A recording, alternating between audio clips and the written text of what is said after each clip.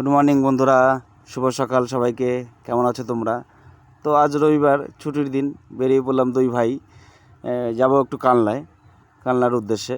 তো ওখানে একটা দাদা বাড়িতে যাব, কিছু কাজ আছে, ওখান থেকে সেরে একটু ঘুরতে যাব। শুনেছি ওখানে নাকি 101টা শিব মন্দির আছে, রাজার বাড়ি আছে, আরও অনেক জায়গায় ঘোরার জায়গা আছে। তো আমি তো কোনো দিন যাইনি। তো হাঁটতে হাঁটতে আমি আর দাদা বগুড়া স্টেশনে এসে পৌঁছালাম। বগুড়া স্টেশনে এলাম। স্টেশনে আমাদের ট্রেন ছিল 9টা 20-তে, টাইম ছিল ট্রেনের টাইম। তো একটু লেট হয়ে গেছিলো, এই জন্য জোর পায়ে হাঁটছিলাম, এই জন্য ঘেমে গেছি। তো স্টেশনে এসে এত গরম লাগছিল, দাদাকে বললাম যে একটা ফাঁকা জায়গায় চলো দাঁড়াই। তো ট্রেন দাঁড়াতে দাঁড়াতে ট্রেন ঢুকে গেছে। তো রবিবার তবুও ট্রেনে এতটা ভিড় ছিল যে ওঠার জায়গাই ছিল না ঠিকমতো। তো এমন একটা জায়গায় দাঁড়িয়েছি, সেখানে পড়েছে ভ্যান্ডারি বগি পড়লে সেখানে আর উঠতে পারিনি।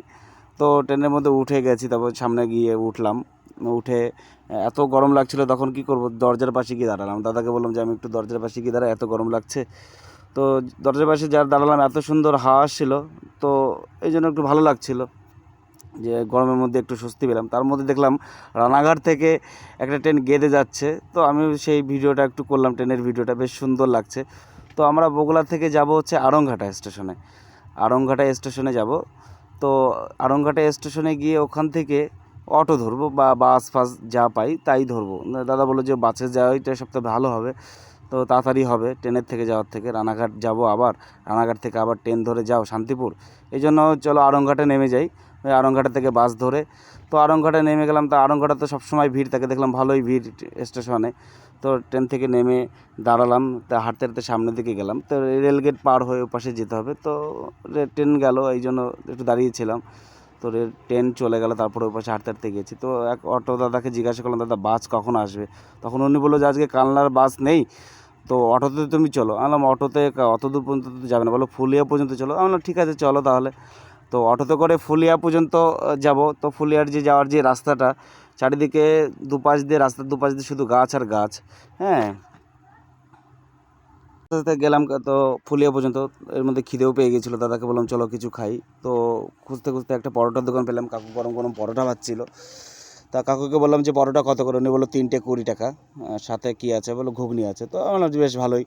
তো ডালডা দিয়ে ভাজা পরোটা, খুব সুন্দর। আর ঘুগনি সাথে ছিল। তো গরম গরম ভেজে দিল। তো এত গরম ছিল, ছিটতেই পারছিলাম না, হাতে এত গরম লাগছিল।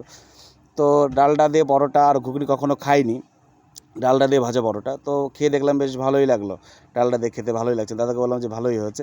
তো খেয়ে দিয়ে হাই রোডে গেলাম, ওখান থেকে বাস ধরে তোমার কালনাঘাট যাব। তো বাস আসতে অনেক লেট করছিল, এই জন্য আর ভিডিও করিনি, এত গরম লাগছিল অসহ্য। তো অবশেষে কালনাঘাটে এসে পৌঁছালাম। তো আমরা এখান থেকে কালনাঘাটের থেকে বেরিয়ে যাব এক দাদাদের বাড়িতে। দাদাদের বাড়িতে পৌঁছে কিছু কথাবার্তা আছে, তাদের সঙ্গে কথাবার্তা বলবো, কিছু কাজ আছে, কাজ সেরে তারপরে বেরিয়ে পড়বো। তোমার হচ্ছে 101টা শিব মন্দির আছে। তো দাদার বাড়ি থেকে রেস্ট ফেস্ট নিয়ে বেরিয়ে পড়লাম 101টা শিব মন্দির দেখার জন্য।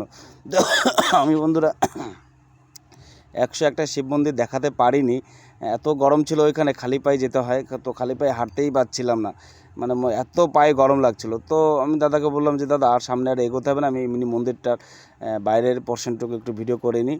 তো বাইরের পোর্শনটা দেখো বন্ধুরা, চারিদিকটা দেখো কত সুন্দর, প্রত্যেকটা মন্দির একটার সঙ্গে একটা গায়ে লাগানো।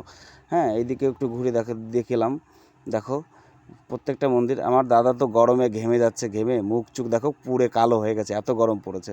তো আমি দাদাকে বললাম চলো দাদা আর দেখবো না এখানে। বললো না না, ভিতরে পোর্শনটা দেখি। তো দাদাই আগে আগে গেল, বললাম চল তাহলে ভিতরেটা দেখে আসি। এটা হচ্ছে বাইরের পোর্শনটা। বাইরে টোটাল 101টা মন্দির আছে না শিব মন্দির, এটা হচ্ছে বাইরের পোর্শন। এবার হচ্ছে ভিতরের পোর্শন। তো ভিতরের পোর্শনটা দেখলাম সেম, একই ডিজাইন, একই সব কিছু, একটার সঙ্গে একটা গায়ে লাগানো মন্দির। টোটাল 101টা মন্দির আছে এখানে, শিব মন্দির। টোটাল 101টা শিব লিঙ্গও আছে।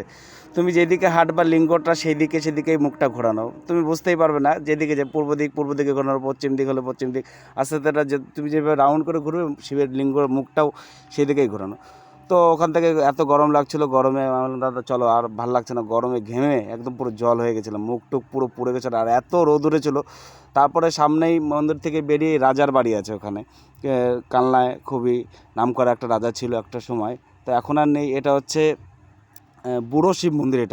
যেটা দেখলে বুড়ো শিব মন্দিরে নাকি খুব জাগ্রত শিব মন্দিরটা, যে যা মানত করে নাকি পূর্ণ হয় আমি শুনেছি। তো আমিও মানত করলাম আমার নিজের জন্য কিছু, যে আমার জন্য পূর্ণ হয় তাহলে আমি ওখানে নিয়ে অবশ্যই যাব। আর এটা হচ্ছে রাজাদের আমলে যে নাচ হতো না, বাইজিরা নাচ করতো, সেই বাইজিদের নাচ করার, ওটা হচ্ছে নাচের যে মঞ্চ, সে মঞ্চটা। তো আস্তে আস্তে হাঁটতে লাগলাম, রাজার বাড়ির মন্দিরটা পুরো চারিদিকে দেখলাম। রাজার বাড়িটা এই মন্দিরের পিছনে, তো ওখানে যেতে পারলাম না। এটা হচ্ছে লালজি মন্দির। এটা এটা হচ্ছে সামনে যে মন্দিরটা দেখলে সেটা হচ্ছে লালজি মন্দির। এই মন্দিরের ভেতরে প্রবেশ করলাম, বললো যে চটি খুলে যেতে হবে। তো আবার সেই চটি খুলে যেতে হবে, এত রোদ উঠেছে, গরম, হ্যাঁ, পায়ে তো ফুসকা পড়ে যাচ্ছিলো হাঁটতে হাঁটতে, এত গরম মনে হচ্ছে। তো গিয়ে দেখলাম দেয়ালগুলোতে এত সুন্দর নকশা করা, আগেকার দিনে তো বোঝোই তো বন্ধুরা, রাজাদের আমলে তৈরি করা, কত সুন্দর নকশা করা, কত রকম ডিজাইন, কত দেব দেবীতার ছবি এখানে আঁকা আছে। সবাইকে তো আমি চিনি না, সবাইকে জানিও না যে কী কী নাম দেবদেবীর, হ্যাঁ, কী আছে অনেকের, তাও আমি ঠিকঠাক জানি না। তো যে কটা আমি বুঝতে পেরেছি দেখলাম। তাই এমন এমন জন্তু, কিছু কিছু জন্তু আছে বা পশু আছে। দেখো এটা তো বুঝতে পারছি যে গরু, উপরেরটা কী তাও বুঝতে পারছি না, আর উপরেরটা বুঝতে পারছি যে সিংহ, নিচেরগুলো যে এটা বুঝতে পারছি যে ঘোড়া, যে ঘোড়ার পিঠের উপরে উঠে বসে আছে। উপরেরটা তো বুঝতে পারছি ঘোড়া, কিছু কিছু অংশ আবার কেটে গেছে, ভেঙে গেছে।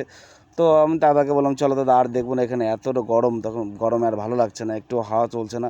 তো ওখান থেকে বেরিয়ে পড়লাম। ওই পাশে আরেকটা মন্দির আছে, ওটা হচ্ছে রাধাকৃষ্ণ মন্দির, হয়তো খুব সম্ভবত কৃষ্ণ মন্দির। তো ওখানে গেলাম, দাদা বললো চল তাহলে ওখানেও যাই। তো গরমে আর ভালো লাগছে না, এতটাই গরম পড়েছে, গরমে অস্থির হয়ে যাচ্ছিলাম। তো ঘুরতে এসে যে এতটা গরম লাগবে বা যে আজকে এতটা গরম পড়বে সেটাও ভাবতে পারিনি যে আজকে এতটা গরম পড়বে। তো হাঁটতে হাঁটতে আমি দাদাকে বললাম চলো চলে যাই, ওইখানকার মন্দিরটা দেখে বেরিয়ে পড়বো বাড়ির দিকে, আর ভালো লাগছে না, সারাটা দিন এই দিকে কেটে গেল। এটা হচ্ছে পঞ্চরত্ন মন্দির। পঞ্চরত্ন মন্দির মানে 5টা মন্দির আছে ওখানে, পঞ্চরত্ন মন্দির। তো আস্তে আস্তে ভেতরের দিকে গেলাম আমি আর দাদা। তো দাদা দেখাচ্ছে যে এটা এই মন্দির, এটা এই মন্দির, এখানে আমরা আগে এসেছি, এটা এইখানে এই মন্দিরে পুজো হয়, এখনও পুজো হয় এখানে। মন্দিরগুলো দেবদেবী নাকি খুবই জাগ্রত। এখানে একটা গাছ আছে বললে বন্ধুরা, একটা গাছে তোমার 5টা মুখ, পঞ্চমন্দির বলেছে, কিন্তু 5টাও গাছ আছে এখানে একটা গাছের মধ্যে। কাঁঠাল গাছ, নিম গাছ, তারপরে তোমার তেঁতুল গাছ একসঙ্গে মিক্স করা রয়েছে গাছটা। তো ফাইনালি ওখান থেকে ঘুরে বেরিয়ে পড়লাম, আবার সেই কানলা ঘাটে এলাম। কানলা ঘাটে এসে বোটে উঠে পড়লাম। দেখো বন্ধুরা, বিকালের বেলার দৃশ্য এতটা সুন্দর লাগছে, বেশ ভালো লাগছে। যাক, সারাদিন খুব ভালো কাটলো।